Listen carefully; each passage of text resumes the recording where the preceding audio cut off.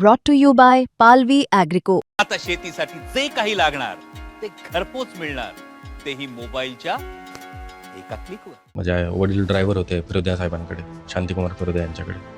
आई गावात शेतमजुरी वगैरे करायची आमची आई. आणि अभ्यासात हुशार होतो. म्हणजे शाळेत असताना माहिती नाही कसं पण अभ्यास करायचो. मित्रपरिवार होता, पर्याय नव्हता त्यावेळेस. शिक्षण अफोर्डेबलच नव्हतं मला त्या काळात. की ते 2 वर्ष असे होते की शिक्षण न व्यतिरिक्त घरच्यांना कसं तरी 1-2 वेळचं जेवण मिळवून देणं ही प्रायोरिटी होती. बाबासाहेबांना आणि छत्रपती शिवाजी महाराजांना मी देव मानतो, फक्त आदर्श नाही मानत. ती माझ्यासाठी अखंड ऊर्जा स्रोत होते. मी ज्यावेळी अपयशी झालो मी त्यांच्याकडे पाहिलं की हे लोक असते त्यांनी काय केलं असतं. स्पर्धा परीक्षेत बापूसाहेब गायकवाड यांना खरं तर यश आलेलं आहे, परंतु त्यांची जी खडतर परिस्थिती आहे आणि त्या खडतर परिस्थितीवर मात करत त्यांनी हे यश संपादन केलेलं आहे. आपल्यासोबत बापूसाहेब गायकवाड आहेत. खरं तर तुमचं अभिनंदन. सगळ्यात आधी तुमचा पाठीमागचा इतिहास बघितल्यानंतर कळतं की तुम्ही किती मेहनत केलेली आहे आणि त्यानंतर हे तुम्हाला यश मिळाले. काय सांगाल, कशी परिस्थिती होती आणि आता पहिली प्रतिक्रिया काय आहे? खूप आनंद होतोय की एवढ्या दिवसानंतर हा दिवस मला पाहायला मिळाला आहे, वर्षानंतर ॲक्च्युली. की स्पर्धा परीक्षा करायचं होतं हे शाळेत असतानापासूनच थोडंसं माहिती म्हणजे करायचं डिसाईड केलं होतं, पण माहिती एवढी नव्हती. खूप सारी कठीण परिस्थिती होती त्या काळामध्ये. माझे वडील ड्रायव्हर होते फिरोदिया साहेबांकडे, शांतिकुमार फिरोदिया यांच्याकडे.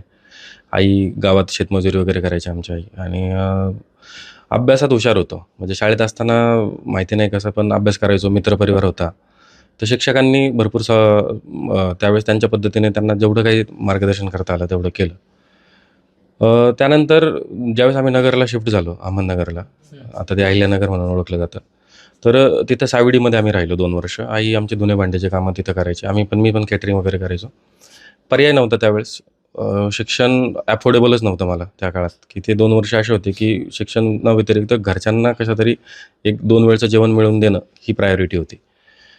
तो दिवस आहे आणि एक आजचा दिवस आहे. आणि तो मधला काळ जो आहे त्यामध्ये खूप साऱ्या गोष्टी घडत गेल्या आणि स्टेप बाय स्टेप घडत गेल्या. मी आत्ता इथपर्यंत असं नाही की आता ती परिस्थिती तशी राहिलेली नाही.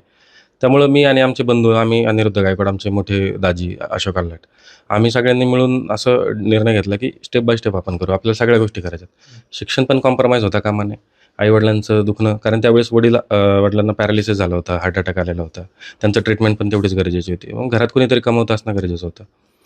मग मी डिप्लोमा करून नोकरीचा निर्णय घेतला की स्पर्धा परीक्षा वगैरे नको आता ह्याच्यात. परंतु हार का मानली मग? नाही, हार मानली नाही त्यावेळेस. ती फक्त पॉज घेतला होता. तो जसं एक म्हणतो ना ट्रू स्ट्रगल असतो त्या पद्धतीने, की तो एक पॉज होता. की त्यावेळेस प्रायोरिटी माझी फक्त होती financial stability to my family. मग त्यावेळेस आम्ही पाहिलं की माझा भाऊसुद्धा कुठं एका हॉस्पिटलमध्ये कंपाऊंडरचं काम, कुठं मेडिकल शॉपमध्ये काम करायचं. आम्ही काही करून आम्हाला फक्त 1-2 वेळचं जेवण, वडिलांना, आईला यांनाची ट्रीटमेंट ही प्रायोरिटी होती. मग त्यावेळेस मार्गदर्शन मिळत गेलं. आणि बरेचसे आमच्या 11वी-12वीत असताना माझा एक मित्र होता, त्याने मला सांगितलं डिप्लोमाबद्दल की तू डिप्लोमा केला तर जॉब मिळेल.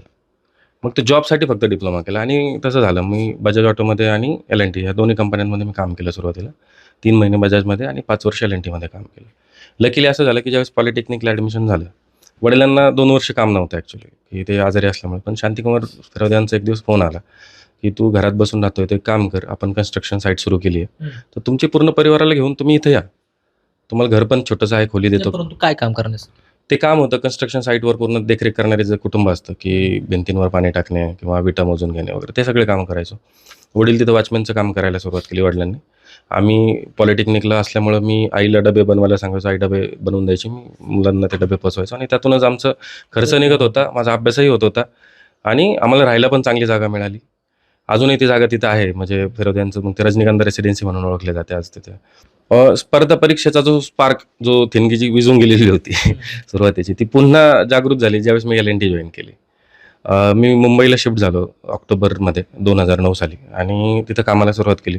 किंवा आणखी 2-3 न्यूजपेपर आहेत, त्याच्यामध्ये स्पर्धा परीक्षेचा एका कोपऱ्यामध्ये पूर्ण माहिती येते. तिथून माहिती गोळा करायला सुरुवात केली. यूट्यूबचे व्हिडिओ पाहायला सुरुवात केली. मग तिथून पुढे हळूहळू मग भावाशी एकदा डिस्कस केलं. पण त्यावेळेस विषय असा होता की घरात कमावतो मी एकटाच होतो. मला नोकरी सोडणं अफोर्डेबल नव्हतं. मग घरात कोणीतरी एक पाहिजे. भाऊ तोपर्यंत स्पर्धा परीक्षा, केंद्रीय विद्यालयाची परीक्षा आणि IBPSची तयारी करत होता. त्याने D.Ed केलेलं आहे. तर मग केंद्रीय विद्यालयात त्याचं सिलेक्शन झालं. आणि ज्या दिवशी त्याचं सिलेक्शन झालं, त्याचं नाव त्या लिस्टमध्ये आलं, त्याने मला फोन केला की आता तुझा नंबर. आता तुझं सिलेक्शन झालं आहे, माझं सिलेक्शन झालं आहे, आता तू तुझा अभ्यास सुरू कर. पण त्यावेळी काय होतं की डिप्लोमा केलेला होता ना, तर डिप्लोमाच्या बेसिसवर नाही देता येत परीक्षा, आपल्याला ग्रॅज्युएशन लागतं. मग ग्रॅज्युएशन करायला मग मी काय विचार केला की आपण जॉब करून तो अफोर्डेबल नव्हतं, कारण मोठी कंपनी, मोठी जबाबदारी होती, मी वेळ नव्हता काढू शकत. मग असं काम शोधायचं होतं की ज्यात मला अभ्यासालाही वेळ मिळेल. मग माझा एक मित्र होता अमोलजीने, त्याने एक स्टार्टअप सुरू केले होते पुण्यामध्ये, काही सोशल एंटरप्रेन्योर येतो, सॅनिटरी नॅपकिन्सची कामं करतो, त्याचे मॅन्युफॅक्चर DigiZ मशीन्स म्हणून. तर त्याने मला सांगितलं की तू L&Tमध्ये 5 वर्ष परचेसमध्ये केलं आहे, कन्सल्टन्स म्हणून तू आम्हाला थोडंसं सपोर्ट करू शकतो सेल्स वगैरेमध्ये, आपण तुला करू मदत. मग त्यामध्ये मग ती संधी मला मिळाली. मग मी पुण्याला आलो आणि मुक्त विद्यापीठात ॲडमिशन घेतलं, BA पब्लिक सर्व्हिसेसमध्ये. कुटुंबानं तुम्हाला मदत तर केलेली आहे, परंतु आदर्श कोण होतं? हे सगळं घडत असताना डोळ्यापुढं कोण होतं तुमच्या? हे सगळं घडत असताना डोळ्यापुढं मला मला 2 वर्ष जो मी सावडी गावात राहिलो, त्या वस्तीतली जी परिस्थिती होती ती माझ्या डोळ्यासमोर होती, खरं पाहायला गेलं तर. एक एक व्यक्ती म्हणून मला असं कोणाचं नाव घेता येणार नाही इथं. बाबासाहेबांना आणि छत्रपती शिवाजी महाराजांना मी देव मानतो, फक्त आदर्श नाही मानत. ते माझ्यासाठी अखंड ऊर्जा स्रोत आहेत. मी ज्यावेळी अपयशी झालो, मी त्यांच्याकडे पाहिलं की हे लोक असते त्यांनी काय केलं असतं, आणि ह्यांच्या चरित्र मी वाचले अगोदर, सगळ्यात अगोदर, आणि तिथून प्रेरणा मिळाली. हे अभ्यास करत असताना सावडीमध्ये ज्यावेळेस मी राहिलो, आम्ही एका छोट्याशा खोलीत राहत होतो. ती परिस्थिती अशी होती की आमच्या पाठीमागे एक पब्लिक टॉयलेट होतं, म्हणजे भिंतीला लिटरली अशा आळ्या वगैरे लागलेल्या असायच्या, समोर अशा लोकांच्या बकऱ्या बांधलेल्या होत्या, आणि 500 रुपये भाडं होतं. आई धुणे भांड्याची कामं करायची, मग येताना ते टिफिन वगैरे घेऊन यायचे, उरलेले डबे वगैरे, आणि त्यातून आमचं उदरनिर्वाह चालायचे. ते 2 वर्ष जे आहेत ना, ते मला असं वाटतं माझ्या आयुष्यातले सगळ्यात प्रेरणादायी वर्ष होते. कदाचित मला तिथं राहायची संधी मिळाली नसती तर मला ती प्रेरणा नसती मिळाली. मी कुठेतरी जॉब करत हा स्पार्क परत आला नसता. हार मानली असते ती परिस्थिती बघून, पण तुम्ही जिद्द आणि याच्यावरती यश मिळवलेले आहे. परंतु आत्ताची जी मुलं आहेत, जी तरुण आहेत, स्पर्धा परीक्षेची तयारी करतायत, त्यांना अनेकदा अपयश आलं असेल, कुणाची शेवटची टर्म असेल, त्यांना तुम्ही काय संदेश द्याल, काय आवाहन करणार? UPSCची परीक्षा ही आपल्याला वाटते तेवढी सोपी नाही. ह्यामध्ये खूप वेळ लागतो, खूप सॅक्रिफायसेस करावे लागतात. एका व्यक्तीचं काम नाही. आपले परिवार, आपले शिक्षक, मित्र, खूप चांगले रिसोर्सेस आपल्याला वाचायचे असतात, खूप तयारी करायची असते ह्याच्यामध्ये. मला नवीन स्पर्धकांना एवढं सांगायचं आहे की रिॲलिटी चेक करा, की खरोखर आपल्याला करायचं आहे का? किंवा आपल्या आतमधला जो स्पार्क काय आहे? आपल्याला नेमकं का करायचं आहे? का हा प्रश्नाचं उत्तर जर आपल्याला मिळालं, तर कसं याचं उत्तर आपोआप मिळून जातं. त्यामुळं का करायचं याचं उत्तर शोधण्याचा प्रयत्न करा. माझ्याकडे त्या प्रश्नाचं उत्तर होतं की मी ज्या परिस्थितीत राहिलो, मला असं वाटत होतं की शिक्षण हे वाघिणीचं दूध आहे, आणि त्या शिक्षण जर मिळालं तरच मी पुढं काहीतरी करू शकतो. मग शिक्षणाचं महत्त्व मला त्यावेळेस तिथं कळालं की माझ्याकडे जर शिक्षण आलं तर मी या परिस्थितीतून मी स्वतःला बाहेर काढू शकतो, आणि मी बाहेर एकदा निघलो, मी बाकीच्या माझ्या बांधवांना सुद्धा बाहेर काढणार आहे. म्हणजे ती एक प्रेरणा होती, आणि त्यातूनच खरं म्हणजे जी स्पर्धा परीक्षा, आता माझ्या डोक्यात काय होतं की ही परिस्थिती बदलण्याचे 3 मार्ग माझ्याकडे होते. एक तर राजकारण करायचं, म्हणजे राजकारणात थ्रू होईल काय, किंवा सिव्हिल सर्व्हिसेसची तयारी करायची, किंवा स्वतःची NGO सुरू करायची. परंतु राजकारण का? म्हणजे राजकारण म्हणजे असं की राजकारणातून समाजकारण करता येतं, म्हणजे बऱ्याचशा गोष्टी तुम्हाला ग्राउंड लेवलला करता येतात, कामं करता येतात लोकांची मोठ्या लेवलला. मग मोठ्या लेवलला काम करण्याचे 3 पर्याय आहेत आपल्याकडे. एक राजकीय पद घ्या, किंवा एक तुम्ही सिव्हिल सर्व्हिसेसमध्ये जाऊन अधिकारी बना, आणि त्या स्कीम्सला प्रॉपरली ग्राउंड लेवलला जाऊन इम्प्लिमेंट करा, लोकांपर्यंत त्या सेवा प्रामाणिकपणे पोहोचवा, जे त्याचे खरे हक्कदार आहेत.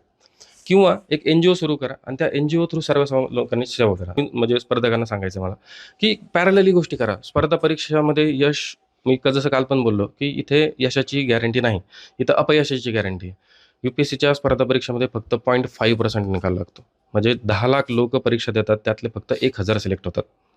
आणि तुम्ही विचार करा की एवढं अनसर्टन आहे सगळं, जुगार आहे हा. मग ते करत असताना खरोखर जिद्द आहे का? खरोखर आपल्याकडं का हा प्रश्न आहे का आपल्या मनामध्ये? आणि कसं करायचं हे सांगण्याकरता आपल्याकडं प्रॉपर गायडन्स आहे का? आपल्याला साथ द्यायला म्हणजे पूर्ण प्लॅनिंग करूनच यामध्ये उतरा. पूर्ण प्लॅनिंग करा. आणि काही वेळा कसं असतं माहिती आहे का, की आपण ठरवतो, बरेच स्पर्धक आहेत म्हणजे ते खूप इमानदारीने अभ्यास करतात, पण नाही होत, मग यश येत नाही. समोर सुद्धा हा प्रश्न होता की हा माझा शेवटचा अटेम्प्ट होता, पण ह्या अटेम्प्टमध्ये माझं नशीब असं होतं की मला खूप चांगले लोक माझ्यासोबत होते. मला माझ्या लोकांनी गिवअप करू नाही दिलं.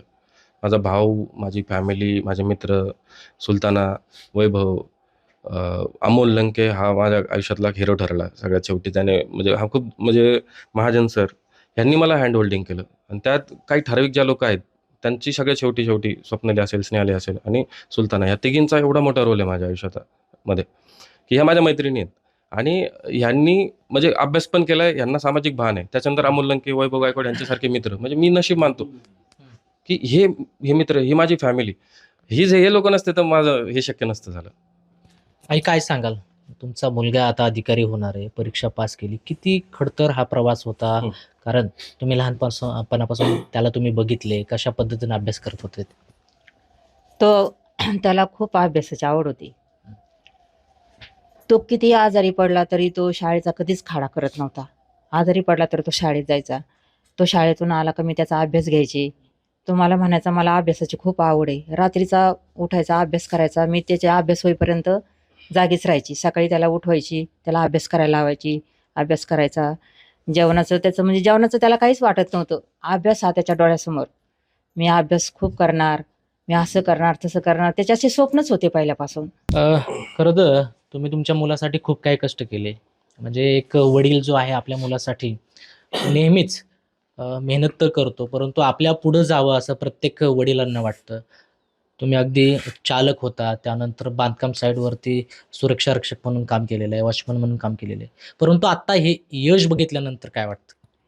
मग आता जे यश बघितलं ते इतका आनंद झालेला आहे, जे सांगायला सुद्धा शब्द नाहीत माझ्याकडे. की जे मुलांना मी लहानांचं मोठं कसं केलं हे, आणि ह्या दोन आयांनी कसं त्यांना जपलं, हे त्यांनाच आम्हालाच माहिती. भारावून गेलात बाबा तुम्ही. काय करायचं. पारणे फिटले सगळे. पानं फिट. याच्यात काय झालं, फिरोज यांच्याकडं नोकरीला होतो ड्रायव्हर म्हणून. 40-50 वर्ष 69पासून मी गाडी चालवली, ट्रक. आणि ते मॉडर्न फाउंड्री बंद पडल्यामुळं सगळ्यांचे जॉब गेले. आता काय करायचं म्हणून आम्ही गाव सोडलं आणि सावेडीला राहायला गेलो. तर भिंगरवाला म्हणून एक बंगला आहे तिथं, ते आमच्या शेठचे नातेवाईक आहेत फिरोज यांची. तर तिथं त्यांची पार्टी होती आणि त्यांनी जनरेटर आणायला मला सांगितलं, जनरेटरची गाडी घेऊन ये. मी गेलो, ती जनरेटरची गाडी आणली आणि मला रात्रीच्या 1-2 वाजल्या होत्या. शेठ म्हणले, "आता तू घरी कसा जाणार? गाडी तर मी घेऊन कारखान्यात लावली, तू घरी कसा जाणार?" म्हणलं, "शेठी गाडी इथंच ठेवू का मी?" ते म्हणले, "का?" म्हणलं, "मी बाजूला सावेडीमध्ये राहतो." "आणि कधी इकडं आला?" म्हणलं, 2-4 महिने झाले. "तू मला भेटला नाही, मला सांगितलं नाही." मग मालकाने दुसऱ्या दिवशी जे सुपरवायझर म्हणून संदीप गांधी होता, त्याला सांगितलं, रतनचे ताबडतोब ते सावेडीचं घर खाली करून मला माझ्याकडे इकडं आण आणि मला भेटायला सांग. मग म्हणले, "तो असं कर, आपल्याला ते रंजनीगंधाला बिल्डिंगी बांधायच्यात, तिथे एक घर आहे, तिथं जाऊन तू राहा आणि तुझी पुरी फॅमिली तिथं आण." आणि जे शांतिकुमार फिरोजे साहेबांनी मला तिथं आणल्यामुळं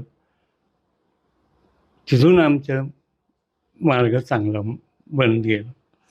आणि तिथं आल्यावर बी आमची परिस्थिती इतकी नाजूक होती, तर हे मुलांना वाटलं की हा वडील इथं आलेत, आपण त्यांच्याजवळ जावं. दोघं माझ्याकडे आले आणि या दोघी सावेडीला होत्या. सावेडीहून डबा आला नाही. आता काय करायचं, माझ्या खिशात एक पैसा नाही. साहेब समोर एक वॉचमॅन होता आमच्या गावचाच, कारले म्हणून, त्याच्याकडे गेलो. म्हणलं, "कारले पैसे किती आहेत तुझ्याकडे?" म्हणलं, 20-25 रुपये आहेत, खर्चीसाठी ठेवलेले. म्हणलं, "दे बरं, माझे मुलं उपाशी झोपलेले आहेत." तितक्या रात्री जाऊन मी एस टी स्टँडवरून वडेपाव आणले, मुलांना खाऊ घातले. त्याला वांट्या झाल्या बापूसाहेबांना. रात्रभर मला झोप नाही, मी वडेपाव घातले म्हणून याला वांट्या झाल्या. अशी परिस्थितीत आम्ही मुलाला सांभाळले.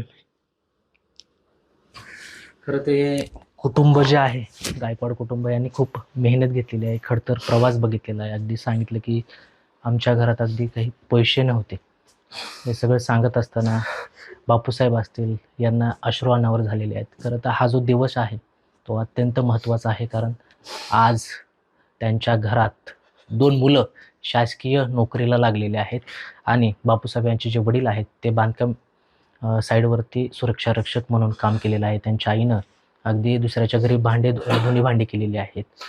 वडील चालक म्हणून देखील काम केलेलं आहे. अगदी एक वेळचं जेवायला देखील नव्हतं, परंतु आज ही परिस्थिती बनलेली आहे ती केवळ अभ्यासाच्या जोरावर. त्यामुळं जी तरुण मुलं जी आहेत स्पर्धा परीक्षेत अपयश येत आहे, त्यांनी बापूसाहेब यांच्याकडं बघून खरं तर आदर्श घेण्यासारखं आहे. कृष्णा पांचाळ, मुंबई तक, पिंपरी चिंचवड, पुणे.